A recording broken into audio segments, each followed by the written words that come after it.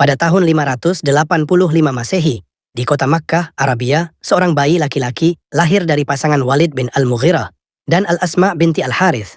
Bayi itu diberi nama Khalid bin Walid. Khalid bin Walid tumbuh menjadi seorang pemuda yang kuat dan berani. Ia terlibat dalam beberapa pertempuran antar klan dan menjadi terkenal karena keberaniannya dan kemampuan memimpin pasukan. Namun pada masa itu, Khalid bin Walid masih belum mengenal Islam. Ia masih hidup dalam kegelapan jahiliyah, seperti banyak orang lain di Makkah. Pada tahun 610 Nabi Muhammad SAW mulai menyebarkan ajaran Islam di Makkah. Khalid bin Walid yang masih belum mengenal Islam menjadi salah satu musuh Islam yang paling kuat. Ia memimpin pasukan Quraisy melawan Nabi Muhammad SAW dan umat Islam dalam beberapa pertempuran. Pertempuran Uhud pada tahun 625 adalah salah satu pertempuran yang paling berdarah antara pasukan Muslim dan pasukan Quraisy.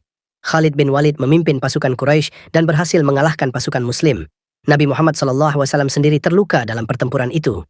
Namun, beberapa tahun kemudian, Khalid bin Walid mulai merasa tidak nyaman dengan kehidupan jahiliyahnya.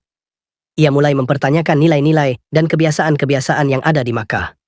Ia juga mulai mendengar tentang ajaran Islam yang dibawa oleh Nabi Muhammad SAW. Pada tahun 627 atau 629 Khalid bin Walid memutuskan untuk memeluk Islam.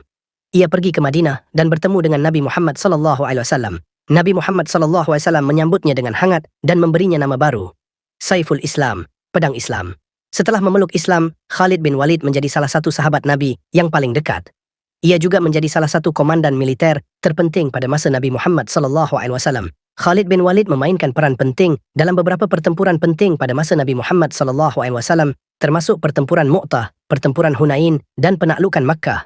Setelah wafatnya Nabi Muhammad SAW, Khalid bin Walid menjadi salah satu komandan militer terpenting pada masa Khulafaur Rashidin. Ia memimpin pasukan Muslim dalam penaklukan Suriah dan Irak, dan memainkan peran penting dalam pertempuran Yarmouk dan pertempuran Qadisiyah. Khalid bin Walid meninggal pada tahun 642 di Homs, Suriah.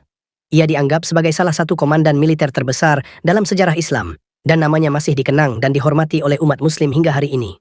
Khalid bin Walid adalah contoh dari seorang yang dapat berubah dari musuh menjadi sahabat, dari kegelapan menjadi cahaya.